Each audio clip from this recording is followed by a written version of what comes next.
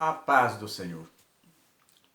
Eu vi hoje um comentário no grupo de alguém falando do dízimo, inclusive daqueles picaretas que se aproveitam da inocência de algumas pessoas.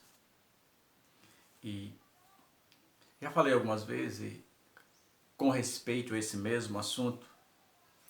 E hoje também me limitarei à Bíblia. O que eu acho pouco interessa ou nada interessa. Mas o que diz a Bíblia a esse respeito? Bom, é bom a gente lembrar que, que o dízimo ele é citado bem antes da lei. O dízimo é citado da primeira vez quando, no caso de Abraão, vai ao encontro da... Não vai ao encontro, vai, né, na verdade, ao confronto. Ele vai resgatar seu sobrinho Ló e consegue aquela batalha. E Abraão dá o dízimo. Mas Abraão não deu o dízimo da sua fazenda, ele deu o dízimo do despojo. Aí mais na frente, esse dízimo foi incorporado à lei. Começou a fazer parte da lei. Como uma das tribos de Israel mais fiel a Deus, eu não sei se foi esse critério que Deus usou, a única tribo de Israel que foi fiel a Deus, que foi fiel na íntegra, mesmo com o coração ferido, cumpriu toda a ordem de Moisés, foi os levitas.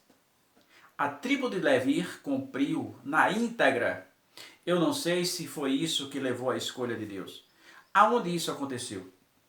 Naquela passagem do bezerro de ouro, que Deus queria matar todo mundo, e Moisés disse: se tu destruir esse povo, risca o meu nome. Olha a fé de Moisés. Se tu destruir esse povo, para riscar o meu nome. Eu também não quero ir para o céu. Se tu destruir esse povo aqui, eu não quero ir para o céu. Pode riscar o meu nome. Moisés disse a Deus. E Deus ordena a Moisés. E Moisés desce rápido para lá. E Moisés se digna, quebra a tábua dos 10 mandamentos. E Moisés ordena, com base no que Deus os ordenara, que todas as 12 tribos de Israel, aqueles que não adoraram o bezerro de ouro. A ordem de Deus foi que todos que adoraram o bezerro de ouro deveriam morrer. Mas não era Deus que ia matar. Deus ordenou às tribos. Por exemplo, o filho estava em casa e descobriu que o pai foi para a festa de adoração. Deus disse que o filho tinha que matar o pai. A mãe que viu o filho ir para a festa da adoração, a mãe tinha que matar o filho. Não interessava. O que estava em casa, que não foi para a festa, tinha que matar quem foi. Esta foi a ordem de Deus para todas as 12 tribos de Israel. Era uma coisa muito dolorida, muito difícil de aceitar. Mas a tribo de Levi cumpriu na íntegra toda a ordem de Moisés e matou todos os idólatras do bezerro de ouro, que adoraram o bezerro de ouro, enquanto Moisés estava no monte orando. A tribo de Levi acabou com esse mal, matou todos, só ficaram da tribo de Levi aqueles que não foram para a adoração. Lá na frente, eu não sei se Deus usa esse critério de fé, mas Deus chama Moisés e diz que tá complicado, né? Aquela questão, o primeiro bezerro, o primeiro cabrito, o primeiro... Deus disse: vamos fazer o seguinte, não são 12 tribos, eu vou pegar uma tribo para mim, toda essa tribo. Essa tribo é minha, essa tribo é minha. Essa tribo vai fazer todos os afazeres da casa de Deus. Ela vai cortar lenha, ela vai acender as lamparinas, ela vai ser os sacerdotes, ela vai ser os cantores, ela vai ser aquela pessoa que está lá no altar para não deixar sobrar nada do holocausto. E assim Deus o fez. Em vez das 12 tribos, Deus pegou uma tribo de Israel e fez a seguinte ordenança: essa tribo, quando vocês entrarem na terra de Canaã, que todos, vocês devem vencer tudo, depois que cada um toma posse das verdades, como foram acertadas. A tribo de Levi, essa tribo que eu escolhi para mim, ela vai viver de dízimo. Então essa tribo será uma tribo sem herança. Ela não vai ter herança. Então vai vir 10% de cada outra das 11 tribos. Os 10% dessas 11 tribos, né? 11 tribos, vai manter a tribo de Levi. Isso era o dízimo. A oferta, aí você tem as ofertas alçadas, oferta voluntária. As ofertas alçadas, todo mundo sabe o que é uma oferta alçada. É quando você precisa comprar alguma coisa, orçar quer dizer levantar com um fim específico. Na verdade, você tem que saber, você faz aquela avaliação e divide e levanta aquela oferta. Mas eu quero falar do dízimo. E isso não estava acontecendo.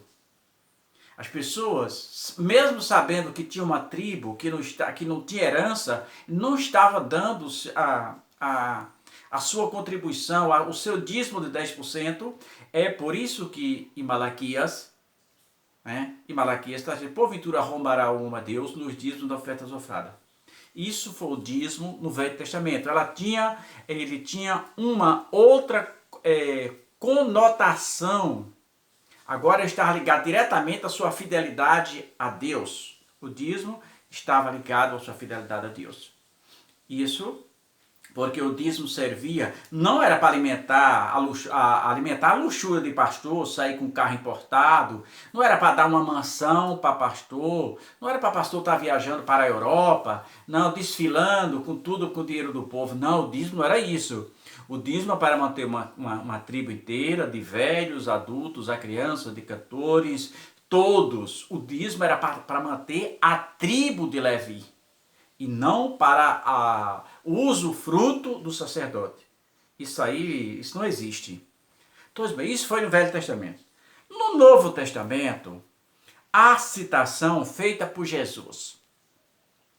Em Mateus 23 e 23, Jesus, olhando para os escribas e fariseus que queriam ser rigorosos, Jesus disse o seguinte: ai de vós, escribas e fariseus, hipócritas, pois que dais o dízimo do hortelã, do endro, do cominho, e desprezam o mais importante da lei, o juízo, a misericórdia e a fé. Devei, pois, fazer essas coisas, mas não omitir aquelas. Jesus, neste momento, Jesus não diz que você não deveria dar ou que você devia dar. Jesus disse, olha, deveis fazer isso, mas não omita aquela. Jesus leva para a nossa reflexão que o dízimo agora não tem a mesma conotação espiritual que tinha no passado.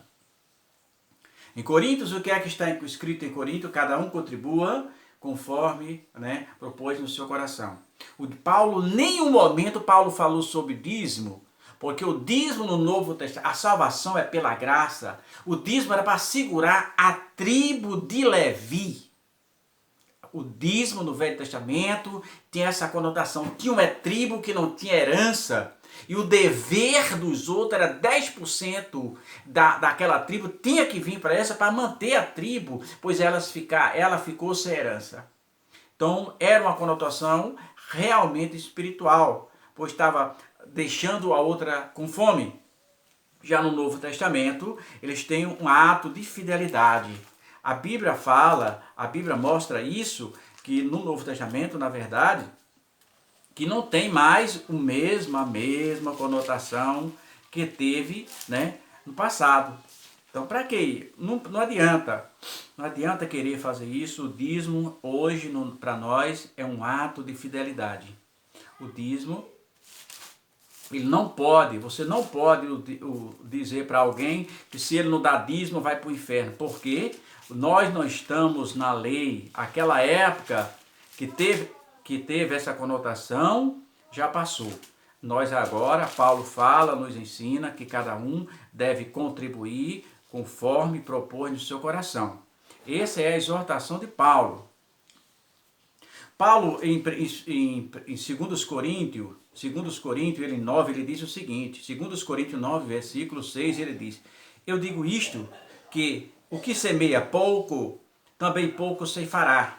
E o que semeia em abundância ceifará. O 7, cada um contribua segundo o que propôs no seu coração, não com tristeza ou por necessidade, porque Deus ama o que dá com alegria.